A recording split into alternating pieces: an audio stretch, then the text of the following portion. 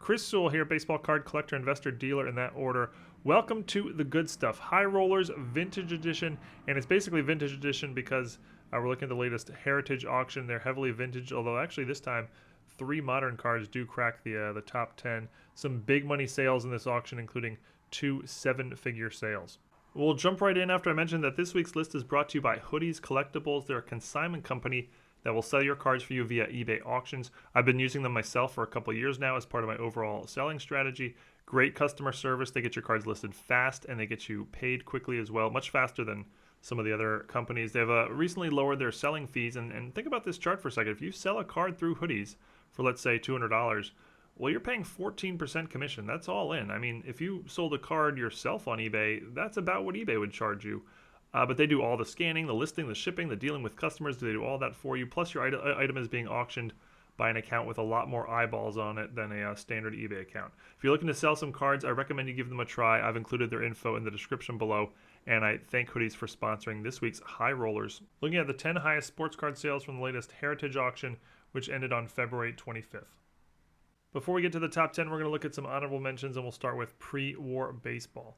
1909 to 1911, T206, Ty Cobb bat off shoulder variation. This is the impossible Lennox Brown back. You don't see those very often. PSA good good plus 2.5 goes for $144,000. All the prices you see here are with the buyer's premium, so the hammer price was actually a little less than this, but that's what the buyer is paying out of pocket to own the card. Another Ty Cobb, 1911 M116 Sporting Life, blue background, graded a scorching PSA near mint 8, 174 grand.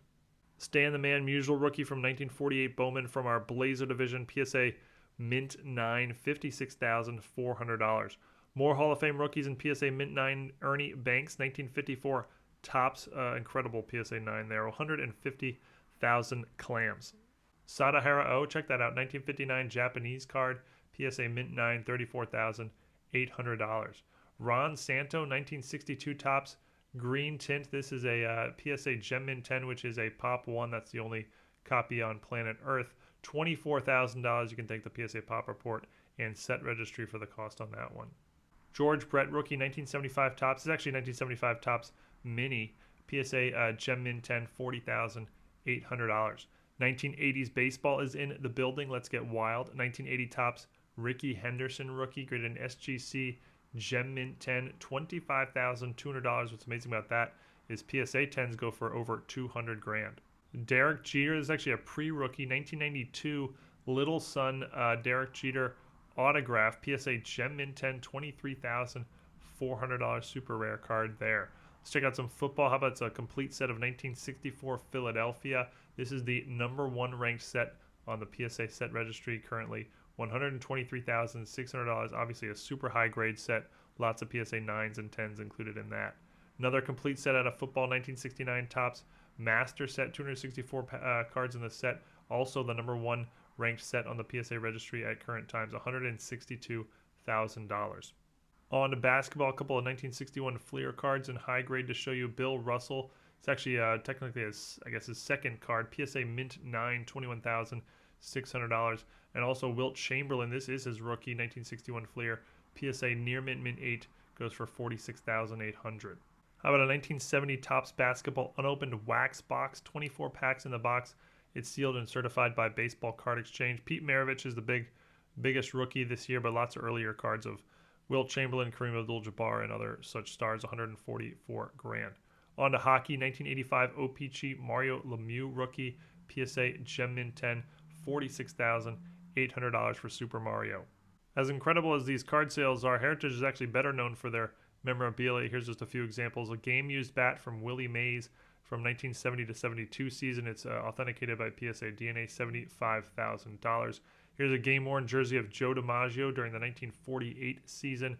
Comes with a Babe Ruth Memorial armband, and this jersey went for over $500,000. Here's another jersey from James Harrison. Wore this during the 2006 Super Bowl, won by the Pittsburgh Steelers, 72 grand. And that brings us to our top 10, and tipping us off at number 10 is a 1990s card that I've never seen before. 1996 Upper Deck U.S. Olympic Reflections Gold Signature, number RG1, Michael Jordan.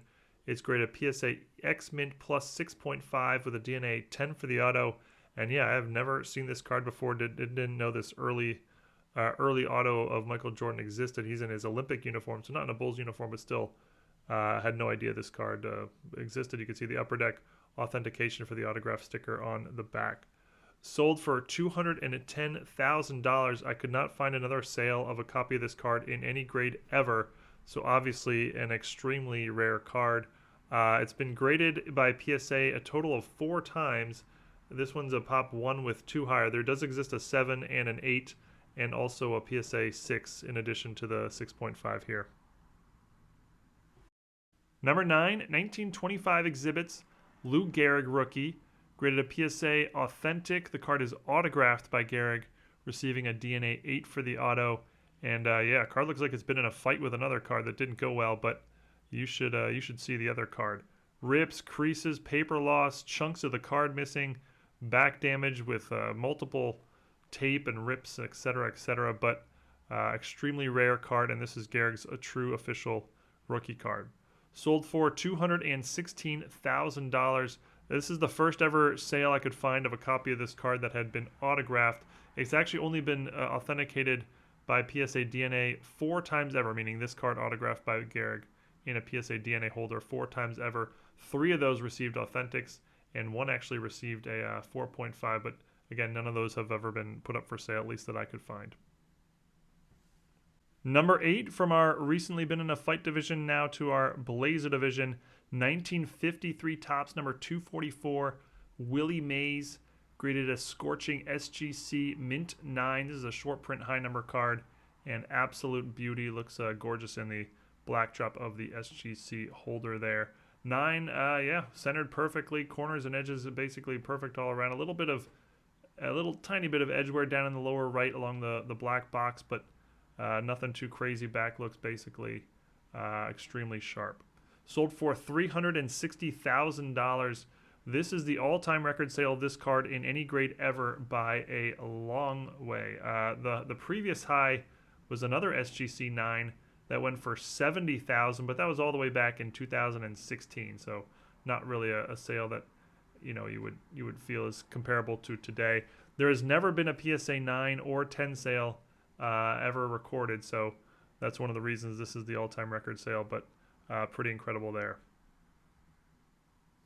Number 7, 1951 Bowman, number 253, Mickey Mantle rookie, graded a PSA near mint 8, and just another absolute beauty. Maybe a little bit off center in both directions, but nothing really too major, and that's really the only thing that jumps out.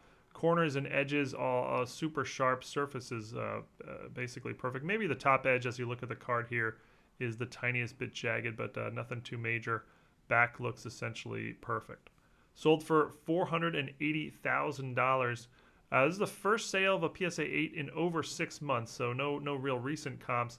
The last 4 PSA 8 sales before that averaged $450,000. So nothing really extreme going on here. You can maybe argue this price here is a tiny bit high, but not really by much. It's a PSA Pop 53, and there exist 10 copies graded higher, including 1 PSA Gem Mint 10, which has never been put up for sale. Number 6, Mantle with back-to-back jacks here. 1968 Topps, number 280, Mickey Mantle, graded a PSA Gem Mint 10, and this is Mantle's second to last year card. And yeah, 10, maybe if you squint your eyes, maybe the tiniest bit off center, left to right. Can't tell if that's something I'm seeing or just my mind playing tricks on me. Back is extremely clean as well. Sold for a tad over $500,000, although we're calling a tad here basically a used Toyota Camry. This is the all-time record sale of this card in any grade ever, again by a long shot.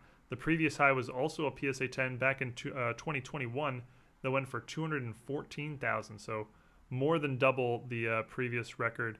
It is a PSA Pop 10. Number 5, 2000 Playoff Contenders Championship Ticket Autograph number 144, Tom Brady rookie, graded a BGS near mint plus 8.5. Subgrades are very strong for an 8.5. You get an 8 for corners, but 2 8.5s and a 10 for centering. The auto gets a perfect 10, and this card is serial numbered out of 100. This is basically the holy grail of football cards. Sold for $516,000. The sale's extremely low, although it's really more a sign of just this card's continuing to drop in value. This card saw sales in an 8.5 of over $2 million, multiple sales of over $2 million just a couple of years ago. This is the lowest sale of an 8.5 of the last 14 sales dating back to 2020, although the two previous sales before this one were both, well, they were both 600,000. So like I said, cards continuing to drop. Both those 600,000 sales were in January of this year. Number 4 from our I'm Jealous division, 1953 Topps Baseball complete set. Every card is graded by PSA, and it is currently the number 4 ranked set on the PSA set registry. Absolutely blisteringly high grade. The Mantle in the upper left is a near mint 7.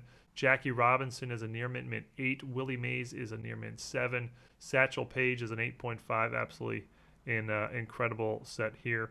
Sold for $705,000. I have no idea if the breakup value, adds up there, but my props to whoever put this set together. Number 3, 2003 Exquisite Collection Rookie Parallel number 78, LeBron James Rookie Patch Auto, graded a BGS Near Mint plus 8.5 with strong subgrades for an 8. The card is serial numbered out of 23, 3-color patch, and the auto gets a 10 score. Sold for $720,000. This is another card, kind of like the Brady that's been dropping, although this one not quite as extreme. There have only been 4 ever sales of an 8.5. Two times ago, we saw one go for over $2 million. That was in June of 2022, and the last one went for $885,000 before this one. Number 2, 1952 Topps, number 311, Mickey Mantle. Mantle's third appearance here in the top 10, and this one's graded a PSA near mint 8. Card looks extremely sharp, corners, edges, and surface-wise. Centering looks a little awkward, maybe a bit of a slant cut. If you take a look at, say, the right border, looks a little bit wider at the top than at the bottom, at least as I see it. Back, no issues on the back. Sold for $1,095,000. The sale is actually extremely low. The last 2 sales of a PSA 8, which were both in 2022, including one in November, were for about $1.5 million. So about a 30% drop there. Not sure what to attribute that to, other than maybe perhaps the slant cut turning some bidders off.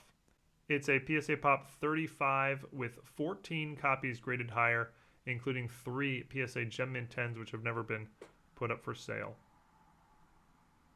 And number 1, 1916 Sporting News M1014 number 151, Babe Ruth.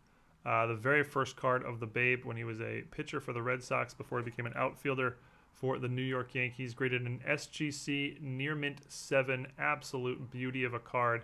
7 might even seem a little on the lower side. Cards maybe a little bit off center left to right, but I don't see much issues with it. And even the back looks really, really nice here. Sold for $1,770,000. This is the second highest ever sale of this card in any grade ever. The only higher was a PSA 7, which sold for $2.4 million. That was back in November of 2021. This is an SGC Pop 1 with none higher. But that's it. This week's top 10 featured 5 New York Yankees. We got 3 Mickey Mantle and 1 each of Babe Ruth, Willie Mays, Lou Gehrig, LeBron James, Tom Brady, Michael Jordan, and a 1953 Topps Baseball complete set. Appreciate everyone watching. Tomorrow is regular rollers, and we'll see everybody again real soon. Thanks, everyone.